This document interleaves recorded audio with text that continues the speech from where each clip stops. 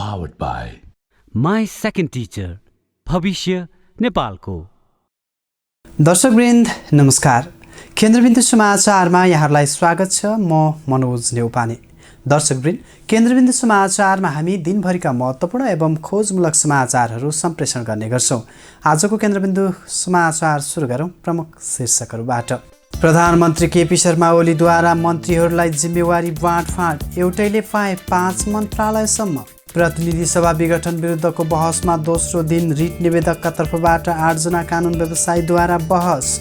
सर्वोच्चले राष्ट्रपतिबारे बोल्नुपर्ने माग।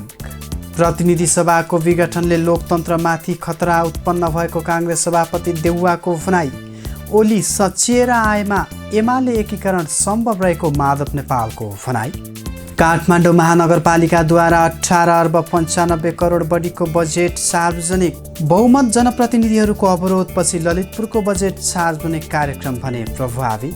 र अपेक्षित तथा अनपेक्षित नतिजासहित युरोकप 2020 अन्तर्गत गैराती सम्पन्न 4 खेलसँगै समूह चरणका सबै खेल सम्पन्न। अब सबैको ध्यान नकआउटतर्फ। सुप्रसिद्ध कञ्चनजङ्घा 7-in-1 अगरबत्तीको उत्पादक सावित्री अगरबत्ती उद्योग प्रस्तुत गर्दछ प्रकृतिको सुगन्धले भरिएको मिठो सुवास, जसले घरलाई शुद्ध र वातावरणलाई शान्त बनाउँछ। Om सम्रानी कपधूप। International School of Tourism and Hotel Management. समाचारको सुरुमा कोरोना अपडेट। स्वास्थ्य तथा जनसङ्ख्या मन्त्रालयका अनुसार पछिल्लो 24 घण्टामा 2518 जना निको भएका छन्। हालसम्म सङ्क्रमणमुक्त हुनेको सङ्ख्या 5,70,958 पुगेको छ। नेपालमा आज 2474 जना कोरोना सङ्क्रमित थपिएका छन्। आज एन्टिजेन परीक्षणबाट 897 जनाको रिपोर्ट पोजिटिभ देखिएको छ। यस्तै नेपालमा हालसम्म सक्रिय सङ्क्रमितको सङ्ख्या 49,555 पुगेको छ। यससँगै सङ्क्रमितको कुल सङ्ख्या 6,29,431 जना पुगेको छ। आज 24 जनाको मृत्यु भएको पनि मन्त्रालयले जानकारी दिएको छ। हालसम्म नेपालमा कोरोनाका कारण मृत्यु हुनेको सङ्ख्या 8,918 पुगेको छ। आज 12,232 जनाको परीक्षण गरिएको र हालसम्म नेपालमा 33,02,749 जनाको पिसिआर र 1,61,542 जनाको एन्टिजेन परीक्षण गरिएको छ। दर्शकवृन्द, अब पुरा समाचार। प्रधानमन्त्री केपी शर्मा ओलीको सिफारिसमा राष्ट्रपति विद्यादेवी भण्डारीले मन्त्रीहरूको जिम्मेवारी हेरफेर गरेकी छिन्। हेरफेर गरिएको जिम्मेवारी अनुसार प्रधानमन्त्री ओलीले रक्षा र परराष्ट्र मन्त्री आफैसँग राखेका छन् भने अन्य मन्त्रीहरूलाई 5-5वटासम्म मन्त्रालयको जिम्मेवारी दिएको छ। मङ्गलबार सर्वोच्च अदालतले पछिल्लो पटक 2 चरणमा गरिएको मन्त्रीमण्डल विस्तार तत्काल कार्यान्वयन नगर्न अन्तरिम आदेश दिएपछि ओली सरकार प्रधानमन्त्रीसहित 5 मन्त्रीमा मात्र खुम्चिएको छ। हेरौँ यो रिपोर्ट। प्रधानमन्त्री केपी शर्मा ओलीले सर्वोच्च अदालतको फैसला कार्यान्वयन गर्दै बाँकी रहेका 5 मन्त्रीहरूलाई थप मन्त्रालयसहित जिम्मेवारी हेरफेर गरेका छन्। प्रधानमन्त्री ओलीले आफूलाई रक्षा र परराष्ट्र मन्त्रालय राखेर बाँकी अन्य 3 मन्त्रीहरूलाई 5-5 मन्त्रालय र 1 जनालाई 4 मन्त्रालयको जिम्मेवारी दिएका छन्। ओलीले विष्णु पौडेललाई उपप्रधानसहित अर्थ, उद्योग, वाणिज्य तथा आपूर्ति, ऊर्जा, जलस्रोत तथा सिंचाई र गृह मन्त्रालयको जिम्मेवारी दिएका छन्। यस्तै वसन्त कुमार नेम्बाङलाई कृषि तथा पशुपक्षी विकास, खानेपानी, भौतिक पूर्वाधार, सञ्चार तथा सूचना प्रविधि र शहरी विकास मन्त्रालयको जिम्मेवारी दिएका छन्। त्यस्तै कृष्णगोपाल श्रेष्ठलाई वन तथा वातावरण, युवा तथा खेलकुद, शिक्षा, श्रम, रोजगार र स्वास्थ्य मन्त्रालयको जिम्मेवारी दिएका छन्। यस्तै लीलानाथ श्रेष्ठलाई कानुन, न्याय तथा संसदीय मामिला, भूमि व्यवस्था, सहकारी तथा गरिबी निवारण, महिला बालबालिका तथा ज्येष्ठ नागरिक, संस्कृति, पर्यटन तथा नागरिक उड्डयन र सङ्घीय मामिला तथा सामान्य प्रशासन मन्त्रालयको जिम्मेवारी दिएका छन्।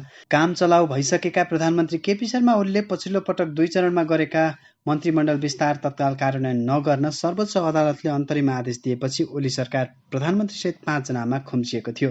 सर्वोच्च अदालतका प्रधान न्यायाधीश सोलेन्द्र शमशेर राणा र न्यायाधीश प्रकाश कुमार ढुङ्गानाको इजलासले मन्त्री परिषद विस्तारको निर्णय तत्काल कार्यान्वयन नगर्न अन्तरिम आदेश दिएका थियो। यो सँगै ओलीले गत जेठ 21 र 27 गते थपेका 20 मन्त्रीहरू पदमुक्त भएका थिए। यसरी प्रधानमन्त्री ओलीले मन्त्रीविहीन बनेका मन्त्रालयको जिम्मेवारी आज बाँकी मन्त्रीहरूलाई बाँडफाँड गरेका हुन्। प्रधानमन्त्री केपी शर्मा ओलीले जेठ 7मा दोस्रो पटक प्रतिनिधि सभा विघटन गरेपछि परेका विभिन्न रिट निवेदनमाथि सर्वोच्च अदालतको संवैधानिक इजलासमा बुधबारदेखि निरन्तर अन्तिम सुनवाई हुने प्रक्रिया जारी छ, जसमा बिहिबार आज देउवासहित 146 सांसदका 8 वकिलले बहस गरेका छन्। बुधबारको बहसमा अधिवक्ताहरूले सर्वोच्चले अब राष्ट्रपतिबारे बोल्नुपर्ने माग अघि सारेका छन्। महाभारतको कथामा धृतराष्ट्रमा पुत्र मोह जागे जसरी राष्ट्रपतिमा ओली मोह भएको भन्दै अधिवक्ताहरूले यस्तो माग अघि सारेका हुन्। भोलि रिट निवेदकका तर्फबाट 29 जना कानुन व्यवसायीले बहस गर्ने तय भएको छ। हेरौँ पुरा रिपोर्ट। प्रतिनिधि सभा विघटन विरुद्धको रिट निवेदकतर्फका 8 जना कानुन व्यवसायीले आज बहस गरेका छन्। वरिष्ठ अधिवक्ता खगेन्द्र अधिकारीले प्रधानमन्त्री हुने प्रतिस्पर्धाबाट ओली रिङ आउट भएको र उनी प्रधानमन्त्री बन्न अयोग्य भएको जिकिर गरे। अर्का वरिष्ठ अधिवक्ता बोर्णबहादुर कार्कीले राष्ट्रपति भण्डारीको बारेमा सर्वोच्चले बोल्नुपर्ने बताए। संविधानको पालना राष्ट्रपति भण्डारीले नगरेको पनि उनको तर्क छ। बहसका क्रममा उनले 149 जना सांसदको हस्ताक्षर सहितको समर्थन लिएर दाबी पेश गरेका देउबालाई प्रधानमन्त्री पदमा नियुक्तिसँगै 30 दिनभित्र विश्वासको मत लिने आदेश दिन माग गरेका छन्। बहसको क्रममा वरिष्ठ अधिवक्ता प्रेमबहादुर खड्काले राष्ट्रपति विद्यादेवी भण्डारी र प्रधानमन्त्री केपी ओलीले संविधान च्यातेर खाएको बताएका छन्। संविधान च्यातेर खाने राष्ट्रपति र प्रधानमन्त्रीले संविधान हातमा राख्ने उनको प्रश्न छ। अब राष्ट्रपतिको काम कारबाहीमाथि सर्वोच्चले न्यायिक पुनरावलोकन गर्नुपर्ने पनि उनको माग छ। राष्ट्रपतिले गरेको काम न्यायिक पुनरावलोकन हुँदैन भन्नुभयो, तर सर्वोच्च अदालतले राज्यले कसैको सिफारिसमा मात्रै काम गर्छ भनेर न्यायिक पुनरावलोकन गर्न सक्छ भन्दै मनमोहन अधिकारीको मुद्दामा व्याख्या गरेको छ। वरिष्ठ अधिवक्ता खड्काको तर्क छ। रिट निवेदकतर्फकै अर्का वरिष्ठ अधिवक्ता हरिहर दाहालले महाभारतको कथामा धृतराष्ट्रमा पुत्र मोह जागे जसरी राष्ट्रपतिमा ओली मोह जागेको बताए। उनले राष्ट्रपति ओलीको मात्रै नभएको पनि जिकिर गरेका छन्। शाही आयोगमा राजा र पूर्व प्रधान सेनापति रुकमाङ्गत कटुवाल प्रकरणमा राष्ट्रपतिप्रति प्रश्न उठेको नजिर सुनाए। यसले गर्दा राष्ट्रपति भण्डारीप्रति काम कारबाहीलाई लिएर प्रश्न उठाउन मिल्ने उनको जिकिर छ। रिट निवेदकतर्फकै अर्का वरिष्ठ अधिवक्ता रमण श्रेष्ठले त राजालाई नभएको अधिकार राष्ट्रपति भण्डारीले कसरी भयो भन्दै प्रश्न गरेका छन्।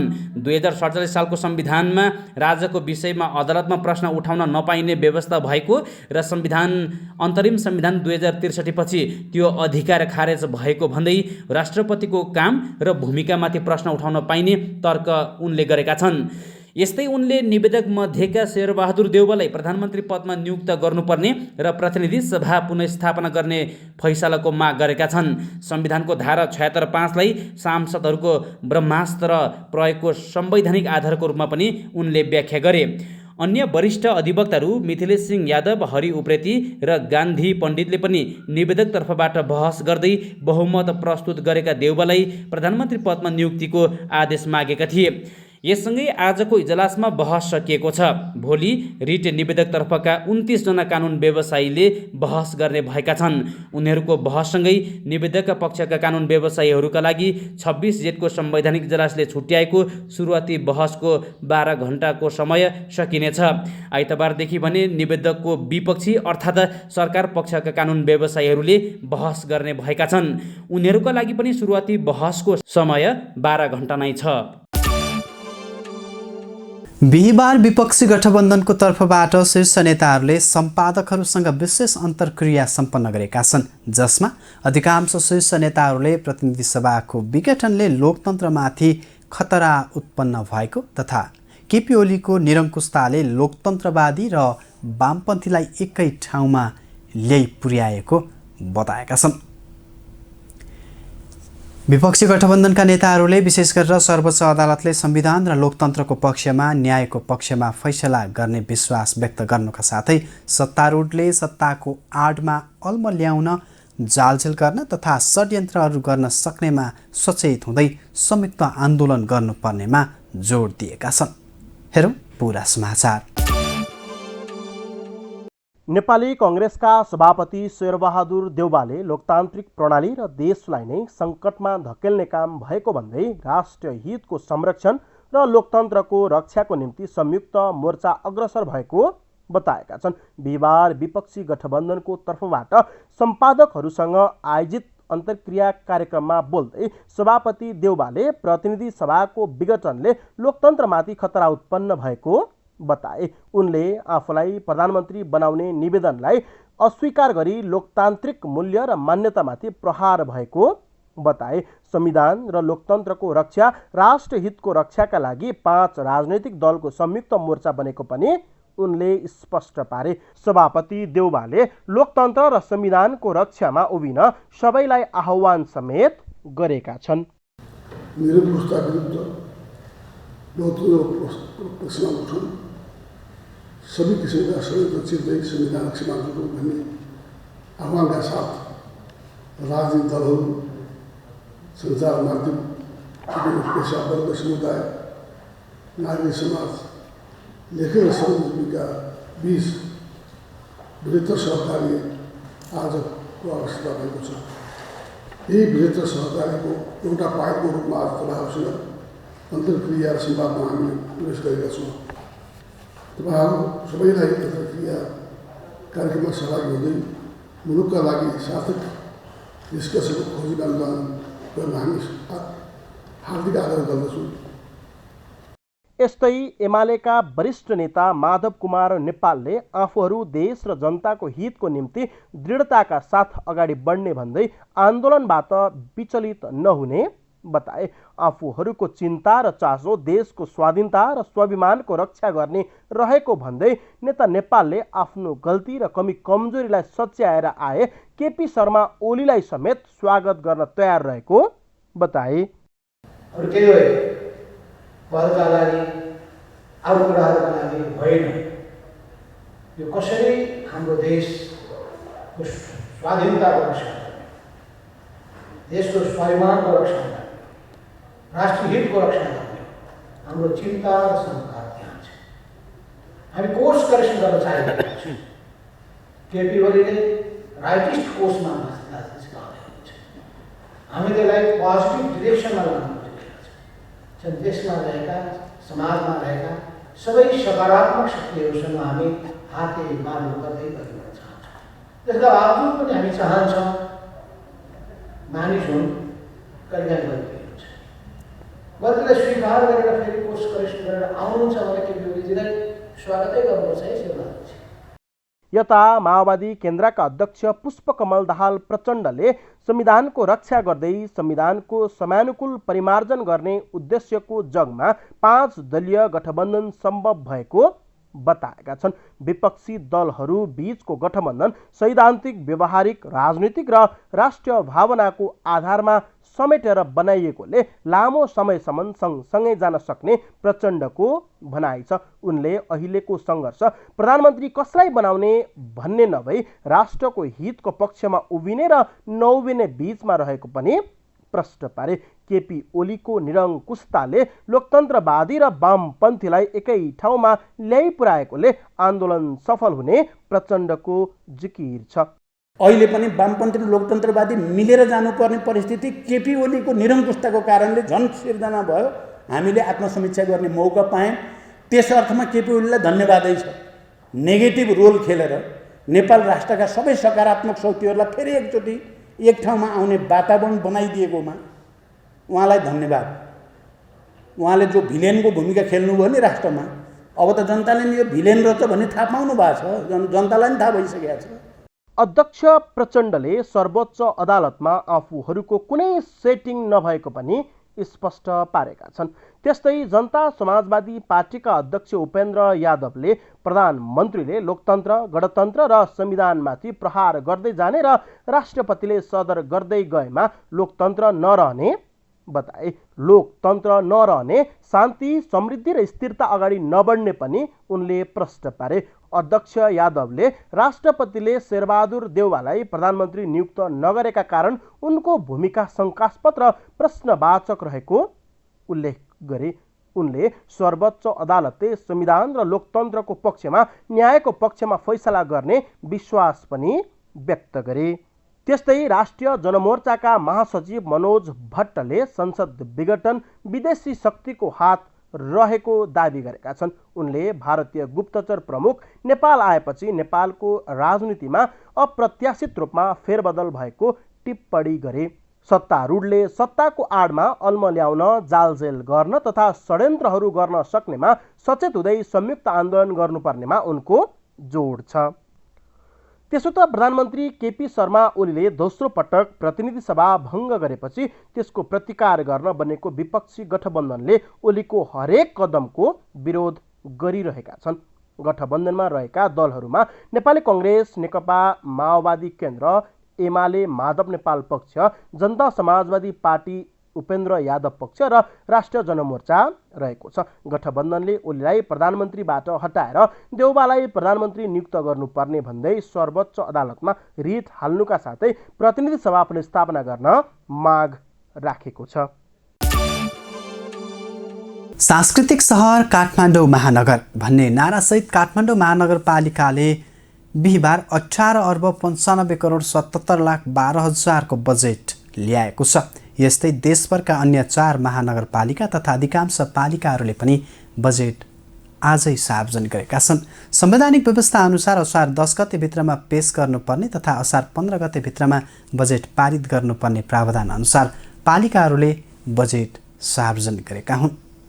यसैबीच ललितपुर महानगरपालिकामा भने बहुमत जनप्रतिनिधिहरूको अवरोधपछि बजेट सार्वजनिक कार्यक्रम प्रभावित बनेको छ। हेरौँ यो रिपोर्ट। काठमाडौँ महानगरपालिकाले आगामी आर्थिक वर्ष 2078-79 को बजेट सार्वजनिक गरेको छ। सांस्कृतिक सहर काठमाडौँ महानगर भन्ने नारासहित 18 अर्ब 95 करोड 77 लाख 12 हजार रुपियाँ बराबरको बजेट ल्याएको छ। काठमाडौँ महानगरपालिकाकी उपप्रमुख हरिप्रभा खड्की श्रेष्ठले बिहिबार महानगर सभाको 9औं महाधिवेशनमा सो बजेट प्रस्तुत गरेकी हुन्। उपप्रमुख खड्कीले बजेट प्रस्तुत गर्दै विभिन्न शीर्षकका करमा समेत छुटको व्यवस्था गरिएको बताएकी छन्। महानगरले बजेटमा कार्यालय सञ्चालन तथा प्रशासनिक क्षेत्रतर्फ 3 अर्ब 75 करोड 77 लाख, आर्थिक विकास क्षेत्रतर्फ 55 करोड, सामाजिक विकासतर्फ 2 अर्ब 70 करोड, पूर्वाधार विकासतर्फ 10 अर्ब 80 करोड र सुशासन तथा अन्तर सम्बन्धित क्षेत्रतर्फ 1 अर्ब 15 करोड प्रस्ताव गरिएको छ। उपप्रमुख खड्कीले महानगरको आर्थिक वर्ष 2078-79 को बजेट प्रस्तुत गर्न पाउँदा गौरव महसुस भएको बताएकी छन्। प्रस्तावित बजेटमा कोभिड-19 महामारीले निम्ताएको जटिल परिस्थितिको सम्बोधन, महानगरवासीको विकासप्रतिको उत्साह चाहना, गत वर्ष गरिएको सेवाग्राही सर्वेक्षणमा महानगरवासीबाट प्राप्त सुझावहरू, विगतमा बजेट कार्यान्वयनमा देखिएका समस्याको सम्बोधन गरिएको छ। आर्थिक वर्ष 2078-79 को बजेट तथा कार्यक्रममा सङ्घ प्रदेशले लिएका उद्देश्य समेत परिपूर्ति गर्न, स्थानीय स्रोत र साधनको अधिकतम परिचालन गर्दै समृद्धि नेपाल सुखी नेपालीको राष्ट्रिय आकांक्षा पूरा गर्न सघाउ पुर्याउने उद्देश्य लिएको उनले जानकारी दिइन्। बजेटमा कोभिड-19 को रोकथाम, नियन्त्रण तथा उपचार, भौतिक पूर्वाधार विकास, फोहोर मैला व्यवस्थापन, लैङ्गिक समानता र सामाजिक समावेशीकरण, भाषा, संस्कृति तथा सम्पदा संरक्षण र संवर्धन जस्ता विषयलाई प्राथमिकता राखिएको छ। महानगरले आगामी आर्थिक वर्षमा महानगरवासीका लागि नेपाल सरकारको स्वास्थ्य बिमा कार्यक्रममा 50% बिमा शुल्क बेहोर्ने बजेट विनियोजन गरिएको छ। यसैगरी ज्येष्ठ नागरिक विशिष्टीकृत सेवासहितको महानगर विशेष अस्पताल सञ्चालन गर्न पनि बजेट विनियोजन गरेको छ। मेयर उज्यालो कार्यक्रम, कोभिड-19 को रोकथाम, नियन्त्रण तथा उपचार, प्रत्येक ओडामा कम्तीमा एउटा सार्वजनिक शौचालय, प्रत्येक ओडामा एक नमुना विद्यालय, प्रत्येक ओडामा न्यूनतम एउटा पार्क, ज्येष्ठ नागरिकलाई आवश्यक पर्ने स्वास्थ्य लगायतका सेवा सुविधालाई पनि बजेटमा समावेश गरिएको छ। त्यस्तै महानगरपालिकाले ज्येष्ठ नागरिक मिलन केन्द्र, मेलमिलापबाट स्थानीय विवाद समाधानका लागि प्राथमिकता, अपाङ्ग भएका महानगरवासीका लागि सहयोग, मानव अधिकार प्रवर्धन, लैङ्गिक समानता तथा सामाजिक समावेशीकरण, आधारभूत शहरी भौतिक पूर्वाधार, संस्कृति तथा सम्पदा संरक्षण, स्थानीय भाषाको संरक्षण प्रवर्धन, उद्यमशीलता प्रबन्धन, विद्युतीय शासनको प्रबन्धन, युवासँग मेयर, पौरखी मेला, खेलकुदको विकास, जीवन निर्वाहका लागि पारिश्रमिक लगायतका कार्यक्रमका लागि पनि बजेट विनियोजन गरेको छ। यस्तै आजै विराटनगर, वीरगञ्ज, पोखरा र भरतपुर महानगरपालिका सहित देशभरका पालिकाहरूले समेत बजेट सार्वजनिक गरेका छन्, जसमा ललितपुर महानगरपालिकाको बजेट भने बिथोलिएको छ। नेकपा एमाले, नेकपा माओवादी केन्द्र लगायतका बहुमत जनप्रतिनिधिहरूले सभा बहिष्कार गरेपछि बजेट सार्वजनिक हुन सकेन। समाचारको अन्त्यमा खेल प्रसङ्गमा युरोकप। मिनी विश्वकपका रूपमा लिइने युरोकप 2020 यति बेला युरोपका विभिन्न 11 सहरमा जारी छ। 16औं संस्करणको यो प्रतिस्पर्धामा गैराती सम्पन्न 4 खेलसँगै समूह चरणका सबै खेलहरू सकिएका छन्। 6 समूहको शीर्ष 2 र समूहको तेस्रो स्थान प्राप्त गर्ने मध्येका उत्कृष्ट 4 टिमले अन्तिम 16को यात्रा तय गरेका हुन्। अब सबैको ध्यान नकआउट चरणतर्फ अघि बढेको छ। हेरौँ यस विषयमा तयार यो रिपोर्ट। जारी 16औं संस्करणको युरोकप फुटबलको समूह चरणको खेलहरू सकिएका छन्। बुधबार राति भएको अन्तिम 4 खेलसँगै युरोकपको समूह चरणको खेल सकिएको हो। समूह चरणको खेल सकिएसँगै प्रतियोगिताको नकआउट चरणमा पुग्ने टोलीको समेत टुङ्गो लागेको छ। यससँगै युरोकपको नकआउट चरणमा 16 टिमले स्थान बनाएका छन्। 6 समूहको शीर्ष 2 र समूहको तेस्रो स्थान प्राप्त गर्ने मध्येको उत्कृष्ट 4 टिमले अन्तिम 16को यात्रा तय गरेका हुन्। अब सबैको ध्यान नकआउट चरणतर्फ रहेको छ। समूह चरणका खेलहरू सकिँदा केही अपेक्षित तथा केही अनपेक्षित नतिजाहरू सामने आएका छन्, जसमा आशा गरिएका केही ठूला टोलीहरूले सामान्य खेल पस्केका छन् भने केही टोलीले सोचे भन्दा निकै राम्रो खेलेका छन्। इटाली, बेल्जियम र नेदरल्यान्ड्सले मात्र समूह चरणका सबै खेलमा 100% नतिजा निकाल्न सफल भए। यी टिमहरूले 3 खेल जित्दै स्पष्ट 9 अङ्क जोडेर अन्तिम 16मा स्थान बनाएका हुन्। यस्तै साबिक विजेता पोर्चुगल, उपविजेता France, Germany, Wales, Denmark, Austria, चेक Republic, Croatia, Spain, Switzerland, England, Ukraine र स्विडेनले नकआउट चरणमा स्थान बनाएका छन्। नकआउट चरणको खेलहरू शनिबारबाट सुरु हुनेछन्, जसमा वेल्स विरुद्ध डेनमार्क, इटाली विरुद्ध अस्ट्रिया, नेदरल्यान्ड्स विरुद्ध चेक रिपब्लिक, बेल्जियम विरुद्ध पोर्चुगल, क्रोएसिया विरुद्ध स्पेन, फ्रान्स विरुद्ध स्विजरल्यान्ड, इङ्ल्यान्ड विरुद्ध जर्मनी, स्विडेन विरुद्ध युक्रेन बीच प्रतिस्पर्धा हुनेछ। हस्त दर्शकवृन्द, आजका लागि केन्द्रबिन्दु समाचार सकिएको छ। भोलि पुनः यसै समयमा हामी उपस्थित हुने नै छौँ। तबसम्मका लागि बिदा दिनुहोस्। केन्द्रबिन्दु न्युज हेर्दै गर्नुहोला। नमस्कार। जस्तै परिस्थितिमा पनि होन्डा छ सधैँ तपाईँसँगै। त्यसैले अब होन्डा हुनेछ तपाईँसँग मात्र 1 रुपियाँको डाउन पेमेन्ट वा 1 रुपियाँको EMI वा 1% इन्ट्रेस्ट रेटमा। थप जानकारीका लागि यी नम्बरमा कल गर्नुहोस् वा माथि दिएको लिङ्क क्लिक गर्नुहोस्। होन्डा छ सधैँ तपाईँसँगै।